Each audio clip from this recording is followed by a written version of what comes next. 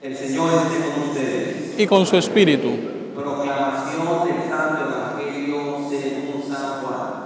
Gloria a ti, Señor.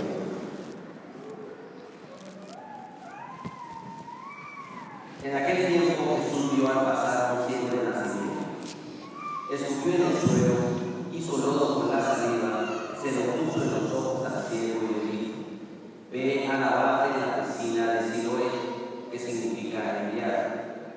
Él fue, se lavó y volvió con vista. Entonces los vecinos y los que lo habían visto antes pidiendo limosna preguntaban: ¿no es este el que se sentaba a pedir limosna? Unos decían: ese mismo. Otros: no es él, sino que se le parece. Pero él decía: yo soy. Llevaron entonces ante los fariseos al que había sido ciego. Era sábado del día en que Jesús hizo lodo y le abrió los ojos. También los fariseos le preguntaron cómo había adquirido la vista. Él les contestó: me puso lodo en los ojos, me lavé y bebí. Algunos de los fariseos comentaban: ese hombre no viene de Dios, porque no guarda el sábado. Otros replicaban: ¿cómo puede un pecador hacer semejantes prodigios? Y había división entre ellos. Entonces volvieron a preguntarle al ciego: ¿y tú qué piensas de que te abrió los ojos? Él les contestó: que es un profeta. Le replicaron: tú eres puro pecado desde que naciste. ¿Cómo pretendes darnos lecciones? Y lo echaron fuera.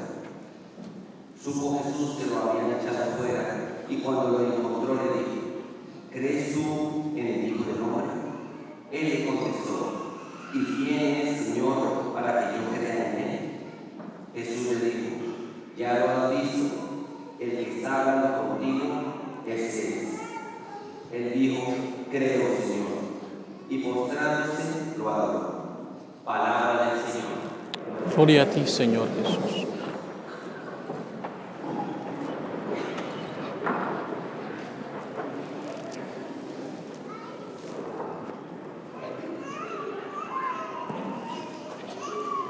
En el Antiguo Testamento encontramos la historia de Ana, una mujer que sufría por ser estéril, por no poder dar a luz. Pero en medio de su tristeza era una mujer que conservaba su fe en Dios, que confiaba en Él. Y por eso Ana en oración suplica a Dios que le conceda el don de la maternidad. Pero hace también una promesa: si me concedes este hijo, te lo consagraré para que te sirva durante toda su vida. Dios eventualmente escuchará esta oración de Ana y le dará el hijo que tanto deseaba. Ella, reconociendo esto como un milagro y una bendición de Dios, cría a su hijo, pero en el momento oportuno decide cumplir su promesa y lleva a su pequeño hijo Samuel y lo deja al servicio de Dios, confiándoselo al sacerdote Elí. Elí viene a ser como un padrino realmente para Samuel. Samuel entonces aprenderá a conocer, a amar y servir a Dios. Y en el momento en el cual Dios lo llama a su servicio de una manera especial, siguiendo las instrucciones de Elí, Samuel responde con generosidad y es nombrado pues profeta por el Señor. Es ese Samuel el que hoy, en la primera lectura que hemos escuchado, unge al rey David, el rey de Israel. Qué interesante es ver cómo Dios nos bendice abundantemente cuando creemos en Él, cuando cumplimos lo que prometemos. Yo sé que hoy resalta la figura de David en esta primera lectura, pero sería injusto si yo no pronuncio unas palabras sobre la mamá de Samuel y sobre Samuel en sí. Porque vemos allí, queridos hermanos y hermanas, que Dios es realmente bueno. Y que escucha la oración de esta mujer para luego continuar su plan de amor y de salvación en favor de la humanidad. Y es por eso que usará a Samuel portentosamente. Al llegar a la casa de Jesé, Dios le pide a Samuel que no se deje llevar por las apariencias, porque Dios no mira lo exterior, sino que mira el corazón. Y es por eso que de todos los hijos de Jesé, el Señor posa su mirada en David, el más pequeño, el más débil, pero elegido de Dios. Y es por eso que es ungido como rey. Todos conocemos muy bien la historia de David y Goliat. Vemos allí representado cómo Dios puede capacitar a una persona, por pequeña y débil que sea, para hacer grandes cosas en su nombre, para su gloria y para el bien de los demás. Es por eso, queridos hermanos y hermanas, que nosotros debemos aprender del ejemplo de David. Y cuando nos vengan estas tentaciones de creernos todopoderosos, cuando nos venga la tentación de creer más en nuestras capacidades y talentos y no en Dios, que nosotros nos demos cuenta que realmente sin Dios somos nadie, somos nada. Hay un pasaje de la Escritura en la cual Jesús mismo dice a sus apóstoles: sin mí no pueden hacer nada. No puede decir, pueden hacer menos, pueden hacer poco. No, es enfático. No pueden hacer nada. Así que pidamos al Señor pues el don de la humildad, y en nuestra debilidad recordemos que Dios quiere manifestar su poder y su gloria para la salvación del mundo. El Evangelio precisamente nos presenta un pasaje importante en el ministerio de Jesús, pero aún más importante en la vida del ciego al cual Jesús le concede la visión. Hay otro pasaje de la sanación de un ciego en la Escritura que es también muy popular y muy conocido por muchos.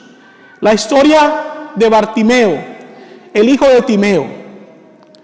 Bartimeo era un ciego que estaba en Jericó y pedía limosna, pero cuando escuchó que Jesús pasaba por allí, decidió gritar y decía: Jesús, hijo de David, ten compasión de mí. Estaba haciendo un gran escándalo y Jesús escucha este ruego, lo manda a llamar y lo sana. La diferencia evidente entre Bartimeo y el ciego del cual hoy nos habla el Evangelio es la siguiente: el ciego del nacimiento de hoy no pronuncia ninguna palabra.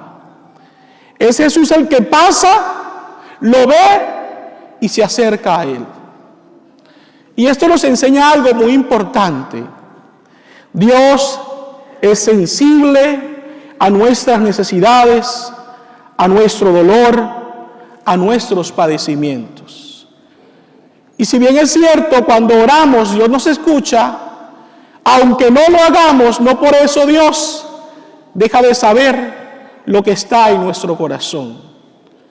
Dios nos ha creado y nos conoce mejor que nosotros mismos.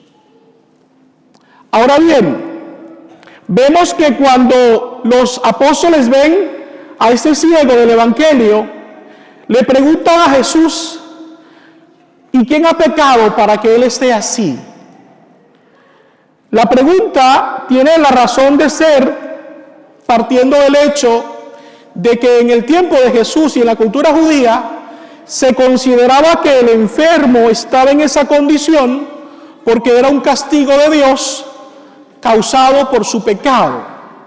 Es la consecuencia del pecado que tú has cometido o que incluso han cometido tus padres.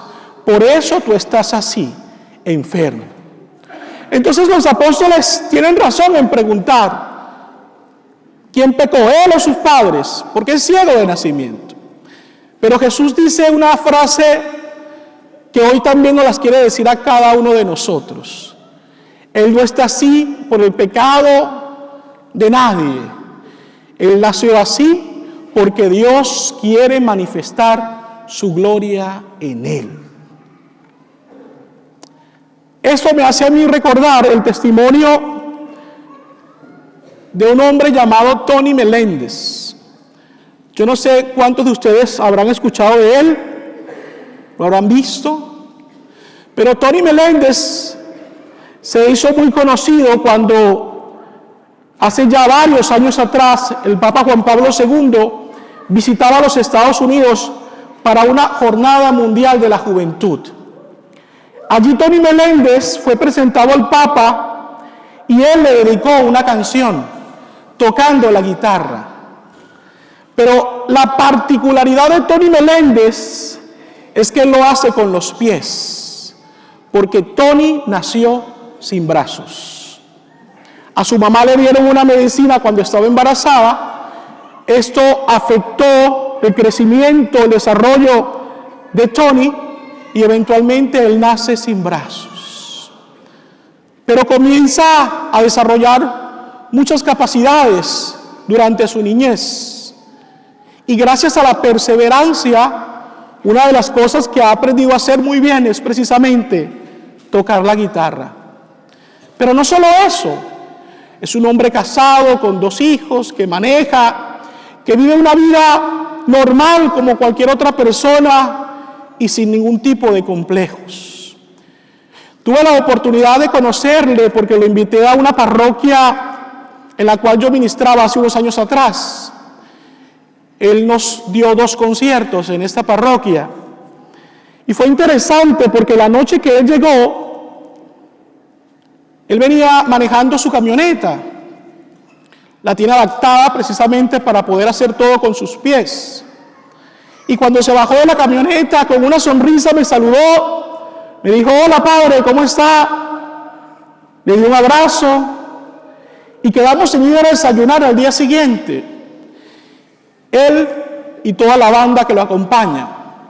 Y me recuerdo que cuando llegamos al restaurante y nos sentamos, él se sentó a mi lado, en un principio yo me sentía algo como incómodo porque no sabía cómo reaccionar, si él iba a necesitar ayuda o no. Pero me dije a mí mismo, Oscar, quédate tranquilito, no hagas nada. Seguramente si él necesita ayuda, te la va a pedir. Y fue así. Este hombre abrió el menú con su boca, comenzó a mirar, comenzó a ordenar, comenzó a tomar agua, comenzó a actuar de una manera tan normal que me hacía ver que tal vez la persona con discapacidad era yo y no él. Porque en realidad, repito, un hombre que no tiene ningún complejo. Algunas veces nosotros, si nos sale un grano aquí, en la frente o en el cachete, ¡ay, Dios mío, se acabó el mundo! Sobre todo si somos adolescentes. Y vemos entonces que en realidad, queridos hermanos y hermanas, estas son tonterías. Porque si un hombre que nace sin brazos es capaz de vivir una vida tan normal, por una espinilla o un grano que nos salga en el rostro, no se va a acabar el mundo. En parte de su testimonio, Tony dice que cuando alguien le dice que no cree en los milagros, él le dice, muéstrame tus manos, muéstrame tus brazos y allí veré un milagro. Cuando analizamos este caso en particular, hay una pregunta que nos tenemos que hacer y que es lógica. ¿Se equivocó Dios con Tony Meléndez? ¿Fue un error realmente que él naciera así? ¿O es, como dice el Evangelio de hoy, que Dios permitió que él naciera así para manifestar su gloria y su poder en él? Claro que sí.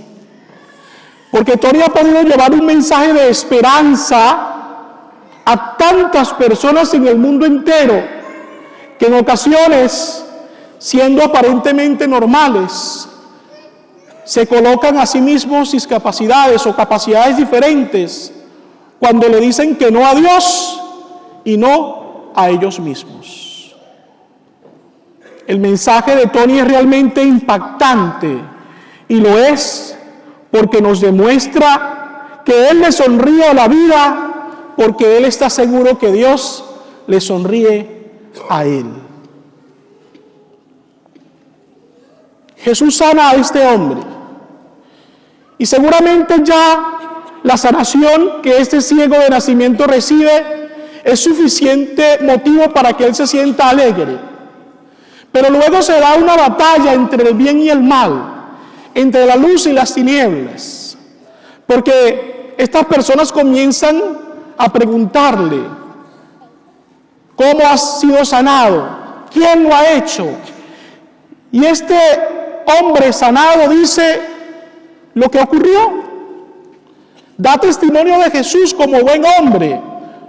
De hecho, cuando los fariseos le preguntan: ¿y tú qué piensas de él?, él dice: yo creo que él es un profeta. Y por la molestia de los fariseos lo echan del lugar en el cual se encontraba. El hecho de que lo saquen puede simbolizar entonces como que lo quieren castigar, lo quieren excluir. Pero fíjense, él se muestra perseverante y da testimonio de Jesús, es echado del lugar, pero ese aparente castigo se transforma en otra bendición para él, porque ya estando afuera es cuando se vuelve a encontrar con Jesús. Y Jesús está dispuesto a continuar la labor que ha iniciado, porque la misión de Jesús no era solamente darle vista física, sino espiritual. Jesús no había terminado su labor. Se acerca, lo interroga, se da cuenta de la fe de este hombre, se revela a este hombre y finalmente este se postra ante Jesús y lo adora. Lo reconoce ya no solamente como profeta, sino como Dios mismo. Es allí cuando los ojos de su corazón se abren para reconocer a Dios. Queridos hermanos y hermanas, yo considero que en ocasiones nosotros somos muy ingenuos, porque nos acercamos a Dios y le pedimos cosas, pero inmediatamente cuando nos las concede, lo abandonamos. Y al hacerlo, nos privamos de las bendiciones que Dios quiere seguirnos dando, si le somos fieles. Si este hombre al recibir la vista se hubiera ido a otro lado, no hubiera pasado todo esto. Pero él se quedó en el lugar, dio testimonio y recibió más bendiciones. Eso es lo que nosotros debemos hacer: perseverar, ser consecuentes con Dios. Termino esta homilía mencionando brevemente lo que nos dice la segunda lectura de San Pablo a los Efesios. Ustedes que antes vivían en la oscuridad, en las tinieblas, deben ser ahora luz para los demás. Iluminen el mundo. Y fíjense que esto es algo que a nosotros nos cuesta mucho hacer. Es común que las malas noticias sean más comunes entre nosotros y no las buenas noticias. Nos fascina, por decirlo así, llevar malas noticias y nos cuesta llenar a este mundo de esperanza. Voy a poner un ejemplo, y no se limita solamente a las personas de la tercera edad, pero se ve con mucha frecuencia en las personas de la tercera edad, que tal vez, llegada a esta etapa de sus vidas, comienzan las enfermedades más serias, sus amistades comienzan a enfermarse y a morir. Y cuando una persona de 90, 80 y tantos años mira a su alrededor y ve que sus amigos de infancia han muerto o están más enfermos que él, esta persona comienza a dejarse llevar por un cierto desánimo. Y esto se ve reflejado en que su conversación casi siempre tiene que ver con enfermos o con muerte. No pasa solamente con las personas de la tercera edad, pero es común que suceda. ¿Por qué? Porque se ven abrumados por una realidad. Las personas que han vivido conmigo a lo largo de toda mi vida o están enfermas o han muerto. Nosotros tenemos que combatir ese sentimiento de tristeza que muchas veces nos embarga y pensar más bien en las cosas buenas. Pensar en el hecho de que estamos vivos. Pensar en el hecho de que Dios sigue trabajando en nosotros y cada día es una bendición porque Dios quiere hacernos santos como Él es santo. No podemos ver la vida, nuestro presente, con angustia, ni nuestro futuro con incertidumbre. Estamos invitados por fe a ver nuestro presente con gratitud y nuestro futuro con esperanza. Termino colocando este ejemplo.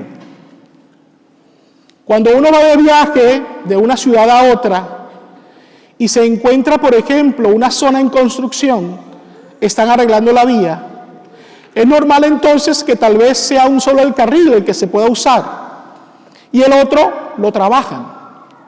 Para muchas personas, sobre todo aquellos que viajan frecuentemente, esto resulta ser una molestia, porque el tráfico se hace más pesado, más lento, la velocidad disminuye. Pero ¿qué pasa cuando se termina el trabajo? Y cuando abren de nuevo los 2 o 3 o 4 carriles, se transita mucho mejor. E incluso con alegría, podríamos decir. No nos quejemos cuando Dios cierre un carril de nuestra vida para trabajar en Él. Seamos pacientes.